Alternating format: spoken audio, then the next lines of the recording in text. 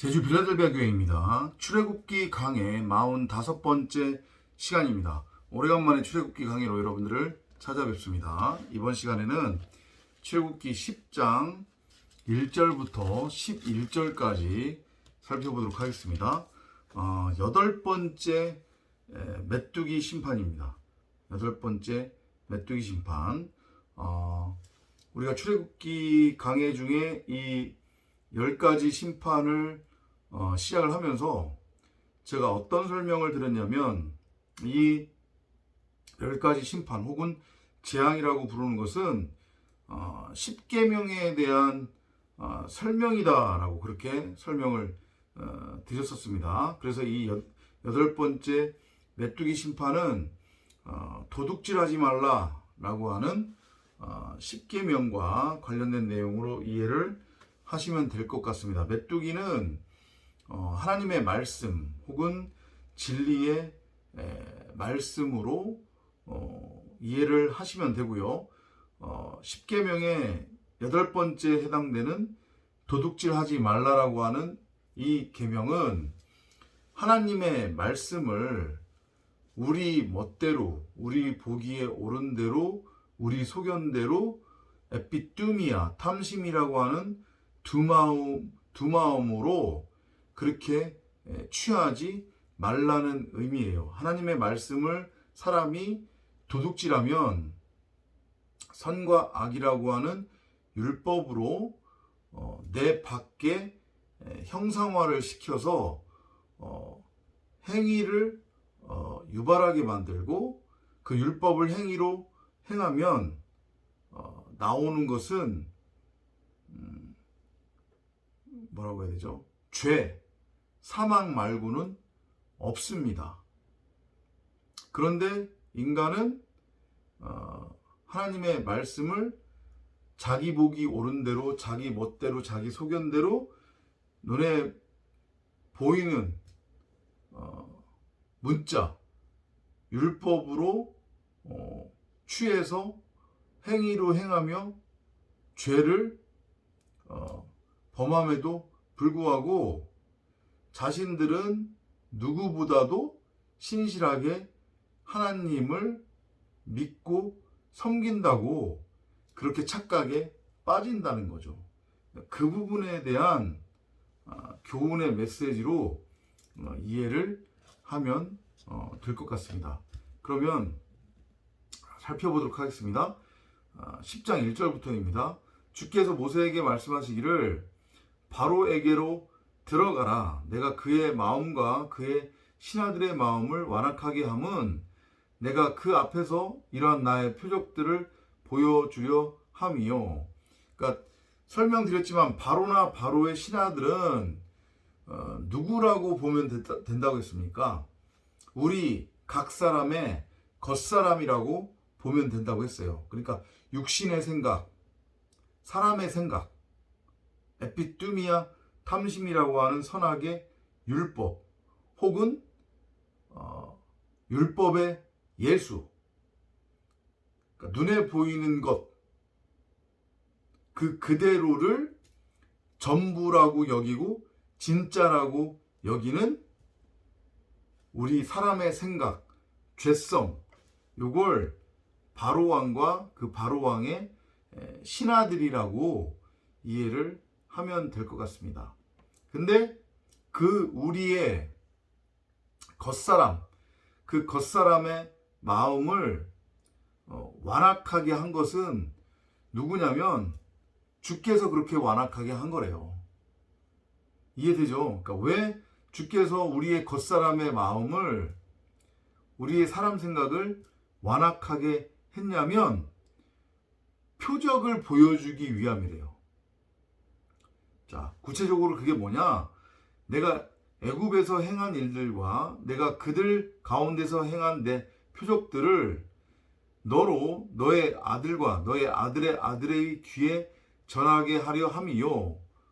내가 어찌하여 주인가를 너희로 알게 하려는 것이라 하시더라. 그러니까 한마디로 얘기하면 무슨 얘기냐면, 저나 여러분의 그 사람 생각, 육신의 생각을 주께서 완악하게 만든 다음에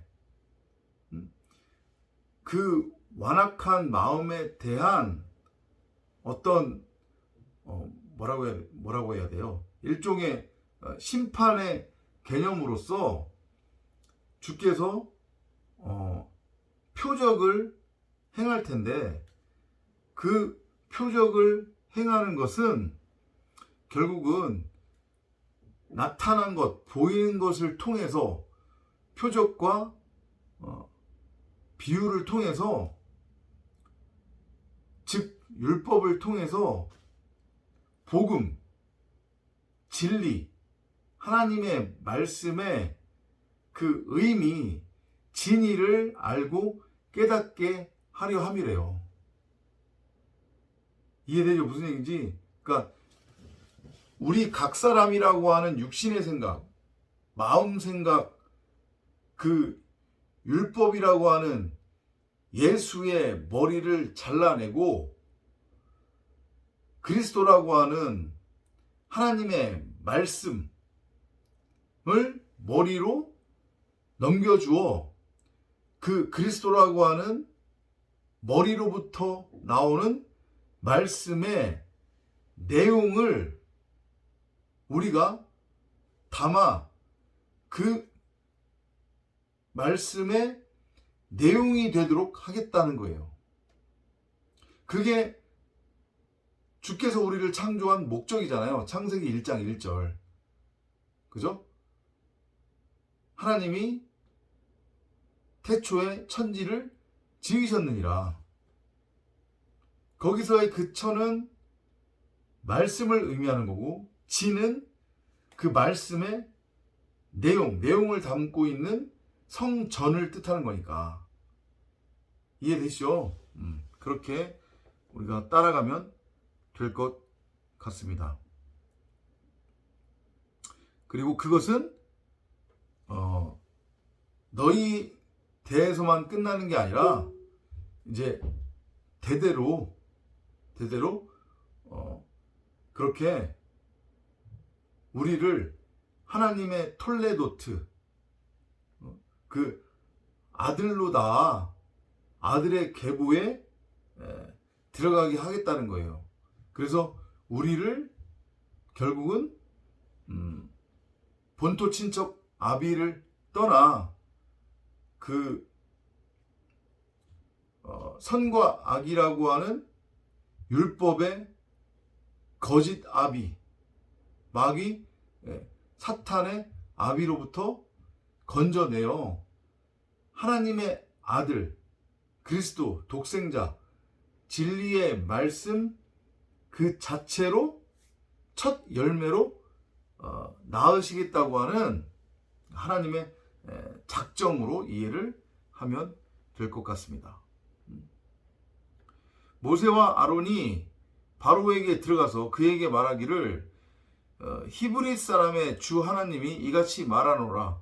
너가 언제까지 내 앞에서 스스로 겸손하여지기를 거부하겠느냐. 내 백성을 가게 하여 그들로 나를 섬기게 하라. 그러니까 여전히 나라고 하는 그 겉사람으로서의 바로 왕이 하나님에게 끝까지 대적하는 거예요. 그죠?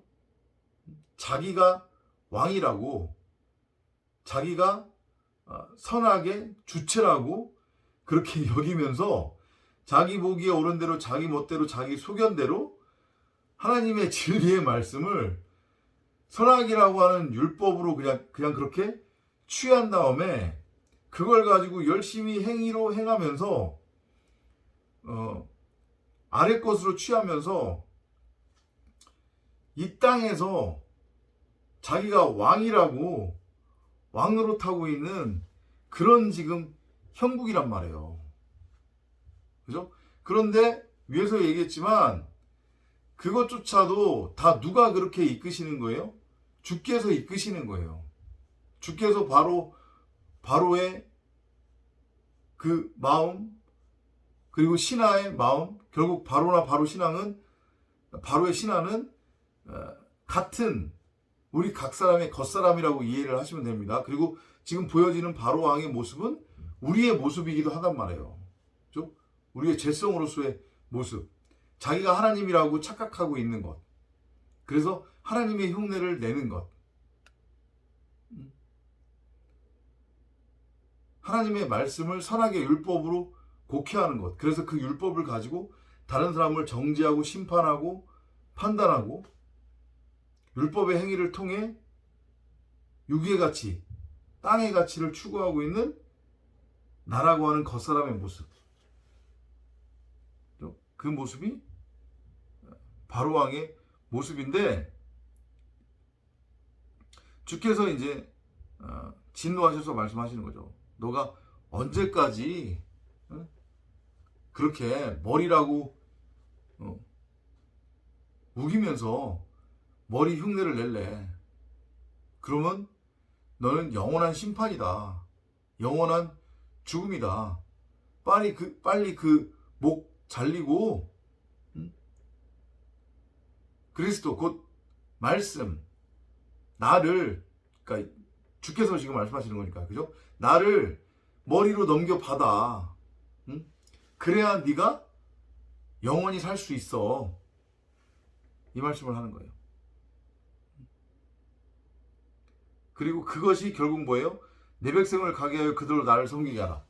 섬긴다고 하는 것의 의미는 뭐예요? 그거는 신령과 진정으로 하나님을 예배할 수 있는 예배의 상태, 곧 진리 그 자체가 되는 거죠. 그죠?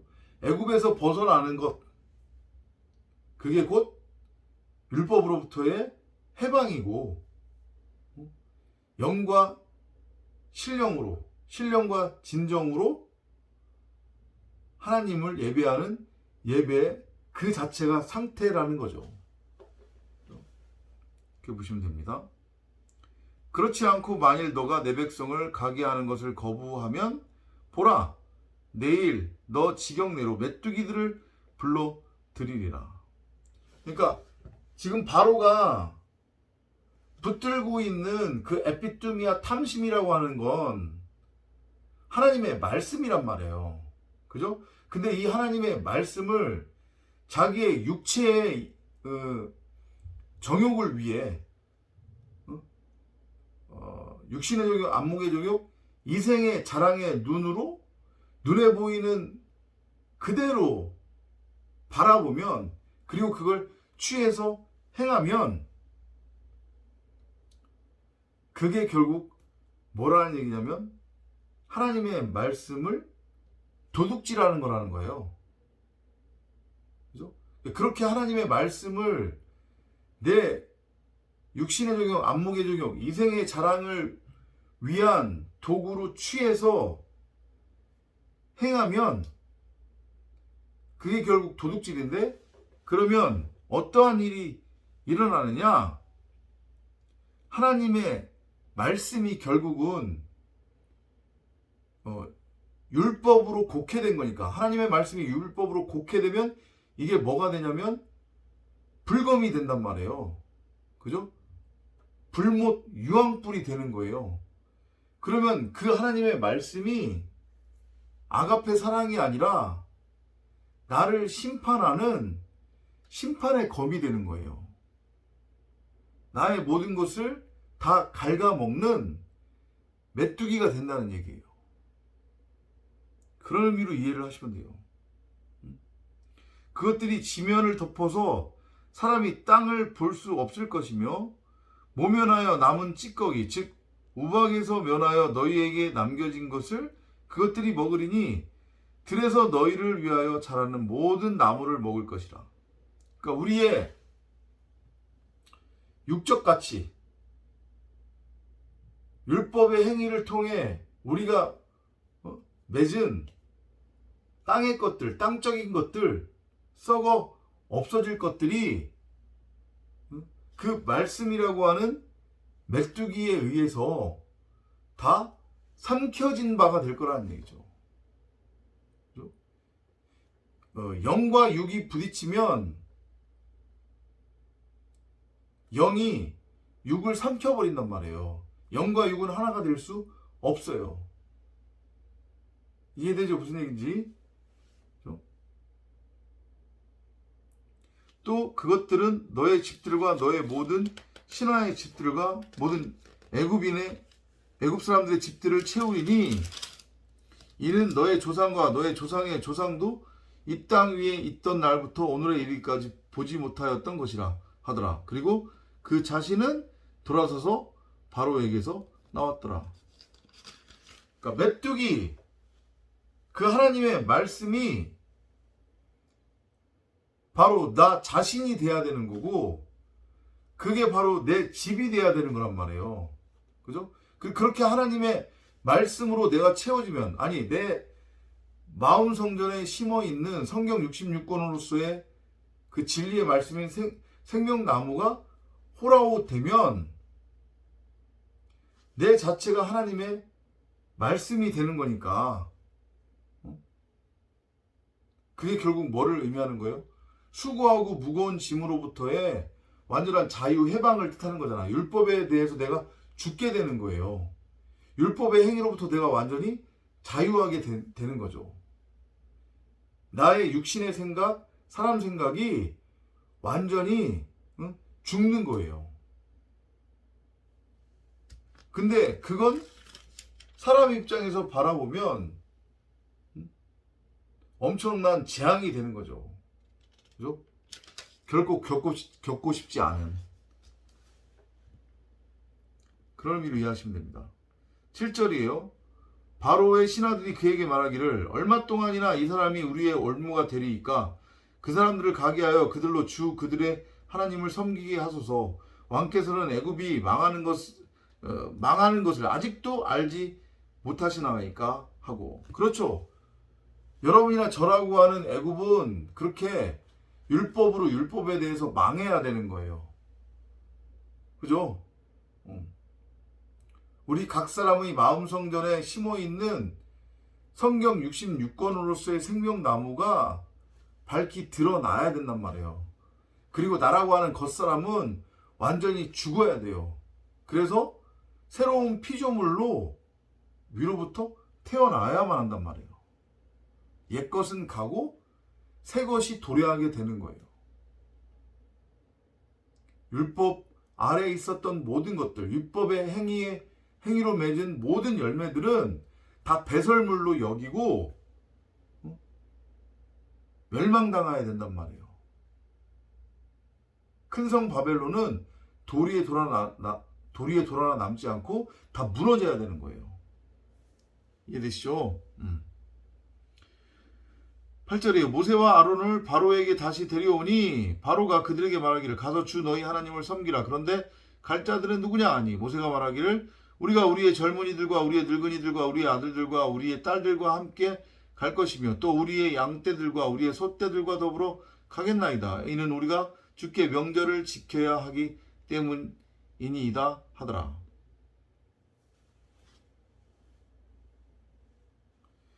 그렇죠. 애굽에서 나갈 때는 소유를 모두 가져가야 돼요. 양떼와 소떼를 가져가야 된단 말이에요. 양떼하고 소떼가 의미가 하는 게 뭐예요? 진리의 말씀. 그죠? 율법으로 죽고 진리의 말씀으로 나가야 되는 거란 말이에요. 이해되죠? 그래야 살 수 있잖아요. 그런 의미로 보시면 될 것 같아요. 그리고 그렇게 되면 똑같은 얘기지만 명절을 지켜야 하기 때문이라고 했는데 이게 뭐예요? 율법의 행위의 어떤 제사를 뜻하는 게 아니란 말이에요. 신령과 진정으로 하나님을 예배할 수 있는 그 상태, 신령과 진정의 예배의 상태, 산 번제물의 상태로 되는 거예요. 이제 애굽에서 나오면 율법으로 죽고 진리로 나오게 되는 거죠. 그러니까 계속 예배 얘기로 나오는 거예요. 결국은 우리 진리의 말씀을 깨달은 우리 각 사람이 바로 예배라는 얘기예요. 그게 곧 용서 기도라는 얘기거든요. 하나님을 신령과 진정으로 예배 드릴 수 있는 예배자, 예배의 상태, 그렇게 보시면 돼요. 바로가 그들에게 말하기를 내가 너희를 가게 하고 너희 어린 것들을 가게 하는 것처럼 주께서 그렇게 너희와 함께 계시게 하라. 조심하라. 이는 악이 너희 앞에 있습니다. 지금 뭐 바로 왕이 막 이상한 헛소리 하는 거예요 지금. 그죠?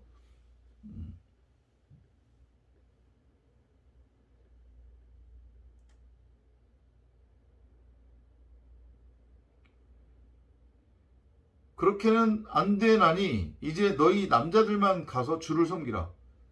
그것이 너희가 바라던 것이니라 하더라. 그러자 그들이 바로의 면전에서 쫓겨나니라.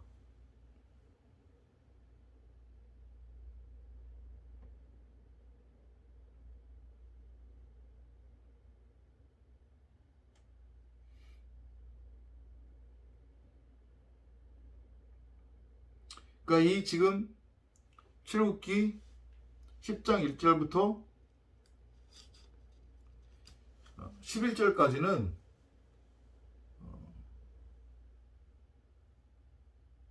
하나님의 말씀을 선과 악이라고 하는 율법으로 도둑질해서 열심히 행위로 행하며 왕노릇하고 있는 우리 각 사람의 겉사람으로서의 바로 왕이 결국은 율법으로 죽고 율법에 대해서 완전하게 해방이 되어 진리의 말씀으로 신랑의 입장으로서 애굽에서 나아가 이제 하나님의 아들 독생자 그 그리스도로서의 삶을 통해 그 광야라고 하는 곳에서 광야의 그 3일 길을 통해서 진리의 말씀, 하나님의 말씀을 접하게 되고 그 하나님의 말씀의 의미를 배우고 알고 깨달아가며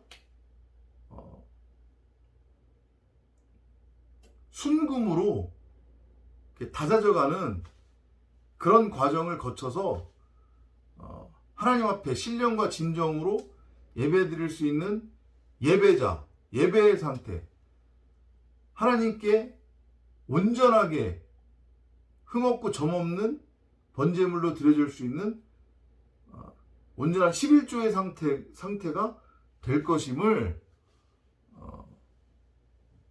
그 바로왕의 완악한 모습을 통해 여호와께서 보여주는 장면이다.